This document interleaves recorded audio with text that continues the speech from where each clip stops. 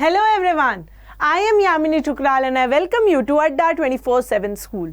तो बच्चों chapter 20 locomotion and movement के अंदर हमने लास्ट लेक्चर के अंदर देखा था कि स्केलेटल सिस्टम क्या होता है। स्केलेटल सिस्टम के अंदर कितने टाइप्स ऑफ सिस्टम्स आते हैं हमारे, axial and appendicular skeleton system. तो उसके हमने डिस्क्रिप्शन देखे थे कि कितनी बोन्स हमारी अपर लिम्स के अंदर होती है, लोअर लिम्स के अंदर होती है और इन टोटल हमारी कितनी बोन्स का डिस्ट्रीब्यूशन कैसे कैसे होता है बेस्ड ऑन देयर फंक्शन। तो आज के लेक्चर में हम इस चैप्टर का लास्ट सब टॉपिक देखेंगे जो कि है हमारा disorders of the muscular and the skeletal system. तो आप मेरे पिछले सब टॉपिक्स को मेरी प्लेलिस्ट के अंदर जाके देख सकते हैं। तो चलिए स्टार्ट करते हैं। सो फर्स्ट डिसऑर्डर हमारा आता है myasthenia gravis which is a auto immune disorder. जब हम ऑटो इम्यून की बात करते हैं तो जब बॉडी अपने ही इम्यून सिस्टम के अगेंस्ट, अपने ही सेल्स के अगेंस्ट ही जो है एक्टिव हो जाए और उनको थ्रो आउट करे बॉडी से, उसे हम लोग ऑटो इम्यून कहते हैं। मतलब अपनी ही जो सेल्स हैं उसके अगेंस्ट में जो है एंटीबॉडीज प्रोड्यूस करने लग जाए। And it affects the neuromuscular junction, जहां से हमारा न्यूरोट्रांसमीटर निकलता है। कौन सा न्यूरोट्रांसमीटर? एसिटाइल।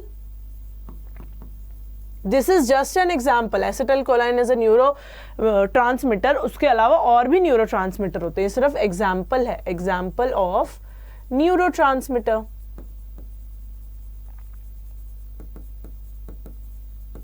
ठीक है। And it leads to fatigue, weakening and paralysis of the skeletal muscle. तो मायस्थीनिया ग्रेविस बेसिकली ये क्या होता है? It is an auto immune disorder जिसके अंदर बॉडी के सेल्स के अगेंस्ट ही जो है एंटीबॉडीज बनने लग जाती हैं और अपने ही इम्यून सिस्टम को वीक कर देती हैं। And it affects the neuromuscular junction which leads to the fatigue, weakening and the paralysis of the skeletal muscle.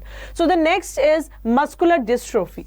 Muscular dystrophy is the progressive degeneration. Progressive का मतलब इट फॉलोज अ फैशन, जैसे एक पहले degenerate हुआ, फिर दूसरा cell degenerate हुआ, फिर तीसरा सेल डीजेनरेट हुआ, ऐसे ये जो है एक सीक्वेंस फॉलो करता है। It is a progressive degeneration of the skeletal muscle which mostly occurs due to the genetic disorder. ये जेनेटिक डिसऑर्डर है। It occurs due to the correction in the gene, incorrect gene. तो हमारे gene में जब भी कोई गलती होगी तो वो जेनेटिक डिसऑर्डर होगा। सो हमारा मस्कुलर डिस्ट्रोफी जो क्या होता है? It is a progressive degeneration of the skeletal muscle and it occurs due to the genetic disorder. और मायस्थीनिया ग्रेविस क्या है? हमारा ऑटो इम्यून है। नेक्स्ट है हमारा टेटनी, है ना। नेक्स्ट है हमारा tetany. It is the rapid spasm which are the wild contractions in the muscles which is due to the low calcium levels in the body. तो इसके अंदर क्या होता है? बेसिकली टेटनी के अंदर क्या होता है? बहुत ही ज्यादा रैपिड कॉन्ट्रैक्शंस होती हैं because of the low calcium levels in the body. जो कैल्शियम लेवल्स हैं वो बॉडी के अंदर बहुत ही ज्यादा कम हो जाते हैं।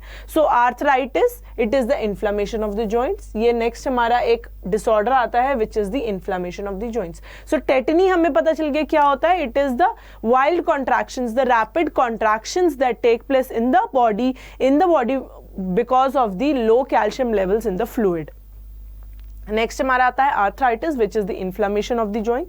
नेक्स्ट हमारा आता है osteoporosis. So it is a as related disorder. मतलब ये मोस्टली जो इसकी सबकी 50+ एज में हो जाता है and it is characterized by decrease bone mass and increased chances of the fractures. So osteoporosis क्या होता है? It is basically age related disorders जिसके अंदर क्या होता है? हमारा बोन मास जो है वो डिक्रीज हो जाता है और फ्रैक्चर्स बहुत जल्दी मतलब फ्रीक्वेंटली होने लगते हैं, चांसेस बहुत ज्यादा बढ़ जाते हैं। बच्चों अगर बोन मास कम होगा तो मतलब क्या है? हमारी बोन्स आर वीकेंड, है ना। बोन्स वीक हो जाती है। जब बोन्स के अंदर से स्ट्रेंथ ही खत्म हो जाएगी और वो झड़ने लग जाएंगी, वो पतली हो जाएंगी, तो बोन्स वीक हो जाएंगी, तो मोर प्रोन टू फ्रैक्चर्स हो जाएंगी कि फ्रैक्चर्स मोर फ्रीक्वेंटली होंगे। तो हमें बहुत ही ज्यादा जो है सावधानी के साथ चलना पड़ेगा कि हमारे फ्रैक्चर्स ना हो जाए। So decrease level of oestrogen is a common cause. Oestrogen का डिक्रीज लेवल इसका कॉमन कॉज है। लास्ट हमारा है gout. It is the inflammation of joints. Arthritis is also the inflammation of joints. Gout is the inflammation of joint but because of the accumulation of the uric acid crystals. उसके अंदर uric acid के crystals नहीं होते हैं, होता वो भी inflammation in joints है, पर गाउट के अंदर क्या होता है कि यूरिक एसिड के जो क्रिस्टल्स होते हैं they are deposited in the joints, they are deposited in the joints. तो एक बार देख लेते हैं सारे डिसऑर्डर। सबसे पहला myasthenia gravis which is an auto immune disorder and it affects the neuromuscular junction which leads to the fatigue, weakening and paralysis. Next हमारा है muscular dystrophy, it is a progressive degeneration of the skeletal muscle because of the genetic disorder. Next हमारा आता है tetany, it is the rapid spasm, हमारे wild contractions होते हैं in the muscle which is because of the low calcium fluid in the body fluids. Then next है हमारा arthritis which is the inflammation of joints. Gout भी inflammation of joints होता है but it occurs because of the accumulation of the uric acid crystals.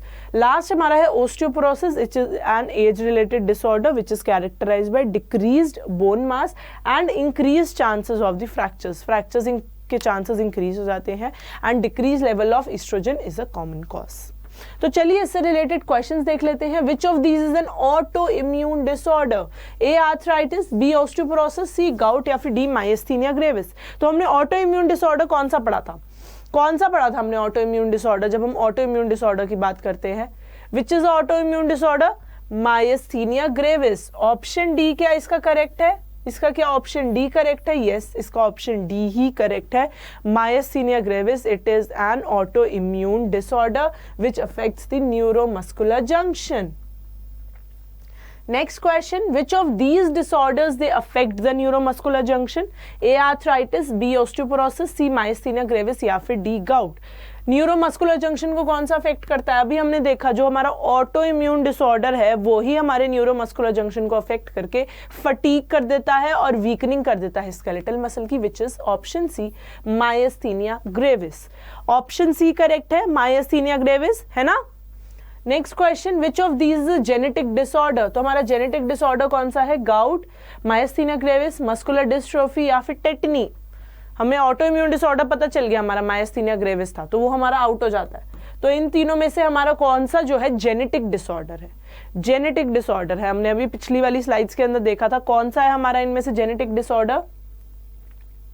जब हम genetic disorder की बात करते हैं तो कौन सा है? Muscular dystrophy which is the progressive degeneration. Progressive degeneration होती है स्केलेटल मसल्स की, तो वो हमारा क्या होता है? Muscular dystrophy, and it is a genetic disorder. Next question, which of these disorders it leads to rapid spasm? A gout, B myasthenia gravis, C muscular dystrophy या फिर डी टेटनी। रैपिड स्पैज्म्स किसके अंदर होते हैं? रैपिड स्पैज्म्स की जब हम बात करते हैं, देखो गाउट के अंदर इन्फ्लामेशन ऑफ जॉइंट होता है, माइस्थीनिया ग्रेविस हमारा ऑटो इम्यून डिसऑर्डर होता है, मस्कुलर डिस्ट्रोफी के अंदर क्या होता है? हमारा प्रोग्रेसिव डीजेनरेशन होती है। तो कौन सा बच्चा हमारा? देखिए आंसर क्या है इसका?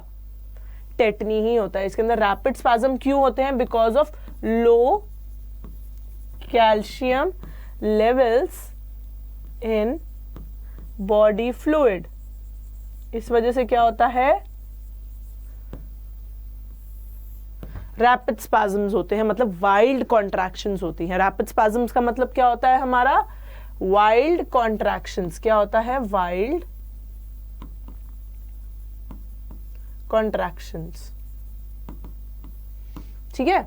Next question, which of these is an age related disorder? कौन सा इनमें से जो है एज रिलेटेड डिसऑर्डर होता है? ए टेटनी, बी गाउट, सी ऑस्टियोपोरोसिस या फिर डी मस्कुलर डिस्ट्रोफी। टेटनी का हमें पता चल गया, वो हमारा क्या होता है? रैपिड स्पैज्म्स होते हैं। गाउट हमारा इन्फ्लामेशन ऑफ द जॉइंट्स होता है because of the deposition of the uric acid crystals. Muscular dystrophy क्या होता है हमारा? प्रोग्रेसिव डीजेनरेशन होता है। तो क्या बचा हमारा? ओस्टियोपोरोसिस। क्या बचा हमारा? ओस्टियोपोरोसिस। ऑप्शन सी करेक्ट है, it is an age related disorder. Osteoporosis is an age related disorder. देखिए कहां पे लिखा है osteoporosis? Decreased bone mass and the decreased bone mass and the increased risk of fractures, है ना। तो वो क्या है हमारा? ओस्टियोपोरोसिस। क्या है हमारा? ओस्टियोपोरोसिस। ऑप्शन सी करेक्ट है। Next question, which disease is characterized by the accumulation of the uric acid crystals? उसका क्या था हमारा? गाउट। गाउट में क्या था हमारा? इन्फ्लामेशन ऑफ जॉइंट था। गाउट में क्या था हमारा? इन्फ्लामेशन ऑफ जॉइंट्स था, है ना। Because of what? Because of the accumulation of the uric acid crystals. किसकी वजह से था? Because of the accumulation of the uric acid crystal. Option B correct है, गाउट। ऑप्शन बी करेक्ट है, gout, है ना। Next question, which of these disorders it leads to the inflammation of joints? इनमें से कौन सा जो है जॉइंट्स को इन्फ्लेम कर देता है? ए gout, B मस्थीनिया gravis, C muscular dystrophy या फिर डी टेटनी। तो अभी मैंने बताया कि यूरिक एसिड क्रिस्टल की अक्यूमुलेशन की वजह से गाउट के अंदर क्या होता है, हमारे जॉइंट्स जो है इन्फ्लेम हो जाते हैं। और किसके अंदर जॉइंट इन्फ्लेमेशन होता है, आर्थराइटिस के अंदर, बट उसके अंदर हमारे यूरिक एसिड क्रिस्टल्स नहीं होते हैं, है ना। यूरिक एसिड क्रिस्टल्स किसके अंदर होते हैं, गाउट के अंदर, और यहाँ पे हमारा आर्थराइटिस गिवन भी नहीं है। Option A gout is correct, option A gout is correct. Next question, decrease level of estrogen causes osteoporosis, is it true और फॉल्स? ईस्ट्रोजन के लो लेवल्स ओस्टियोपोरोसिस करते हैं? Yes, they decrease the bone mass and the increased risk of fractures, है ना। So बच्चों ये था हमारा disorders of the muscular and the skeletal system. Next lecture के अंदर हम इस चैप्टर के एनसीईआरटी क्वेश्चंस करके इस चैप्टर को वाइंड अप कर देंगे। अगर आपको वीडियो पसंद आई है तो लाइक करना है, शेयर करना है, सब्सक्राइब करना है अड्डा 24/7 स्कूल के चैनल को। मिलते हैं नेक्स्ट वीडियो के अंदर, तब तक के लिए बाय बाय।